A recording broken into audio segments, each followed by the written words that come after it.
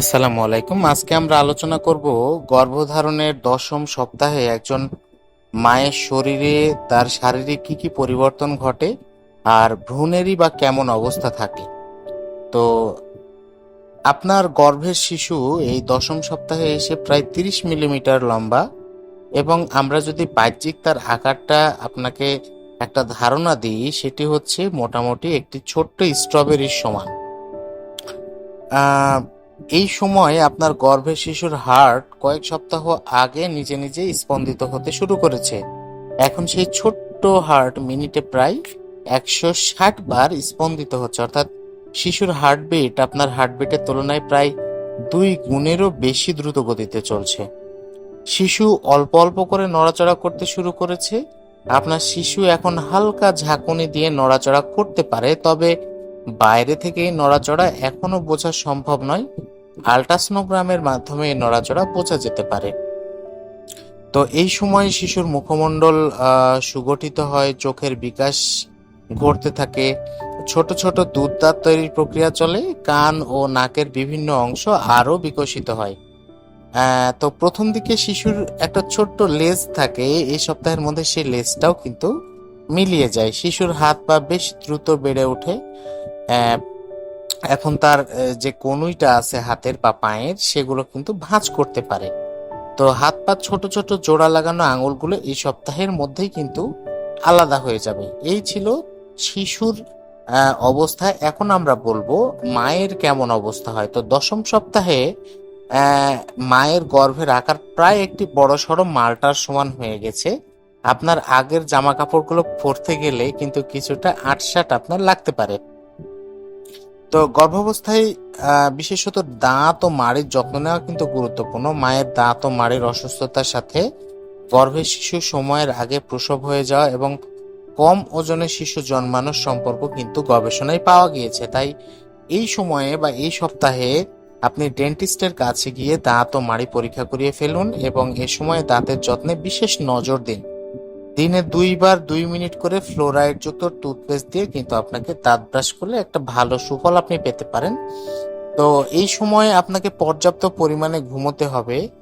আহ, তো আপনাকে যদি এই সময় ঘুম থেকে উঠে ফ্রেশ না লাগে, যথেষ্ট ঘুমাচ্ছেন না, এরকম যদি মনে হয়, তাহলে অবশ্যই আপনাকে ঘুমগুলো ফুলফিল করতে হবে। না হলে অনেক সময় দেখা যায় গর্ভকালীন ডায়াবেটিক্স, উচ্চ রক্তচাপ, সিজারের মাধ্যমে সন্তান প্রসব, প্রিম্যাচিওর সন্তান প্রসবের সময়ের আগেই প্রসব হওয়া, এমনকি মৃত প্রসব হওয়ারও কিন্তু একটা সম্ভাবনা বেড়ে যায়। তো আপনাকে অন্তত দিনে, আমরা যেটি বলে থাকি, দিনে সাধারণত 7 ঘন্টা অন্তত পক্ষে ঘুমোতেই হবে। তো এই সময় আপনার প্রথম আল্ট্রাসোনোগ্রাম করানোর সময় কিন্তু এটি। এই পরীক্ষার সাহায্যে আপনার গর্ভের ছবি তোলা হবে। সেটা আমরা সবাই জানি। তো আল্ট্রাসোনোগ্রামের মাধ্যমে ডেলিভারির সম্ভাব্য তারিখ, গর্ভে একাধিক শিশু আছে কিনা, গর্ভে শিশু ঠিকমতো বেড়ে উঠছে কিনা, এই বিষয়গুলো কিন্তু সম্পূর্ণরূপে জানা যাবে।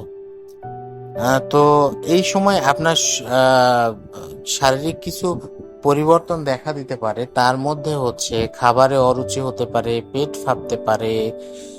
অন্যান্য লক্ষণের মধ্যে আছে ঘন ঘন মন মেজাজের পরিবর্তন হতে পারে, ক্লান্ত লাগতে পারে, বমি বমি ভাব হতে পারে, আহ, যোনিপথ দিয়ে হালকা রক্তপাত এবং সাদা স্রাবের পরিমাণটা বেড়ে যেতে পারে।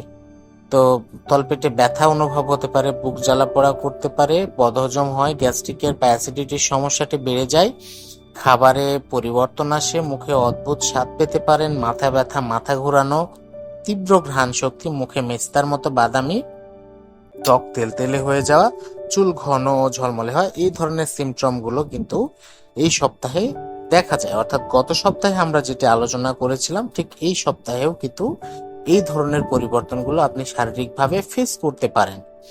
তো একজন মায়ের জন্য গর্ভাবস্থা খুবই একটি আহ আহ, সুখকর সময়।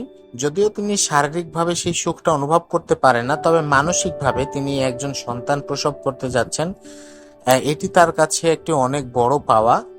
তো সে কারণে আপনাকে অবশ্যই এই সময়টা বিশেষ সতর্কতা অবলম্বন করতে হবে। যে কোনো ধাপ ফেলার আগে অর্থাৎ যে কোনো সিদ্ধান্তে যাওয়ার আগে আপনাকে দুইবার ভাবতে হবে সেটি আপনার শারীরিক এবং মানসিক অবস্থার পরিপন্থী হচ্ছে কিনা। তো অবশ্যই আপনি খেয়াল রেখে চলবেন, চলাফেরা করবেন। তো সেই শুভ কামনায় আজকের মতো এখানে শেষ করছি। সবাই ভালো থাকবেন, সুস্থ থাকবেন। আপনার অনাগত সন্তানের জন্য শুভকামনা রেখে আজকের মতো এখানে বিদায় নিচ্ছি। আল্লাহ হাফিজ।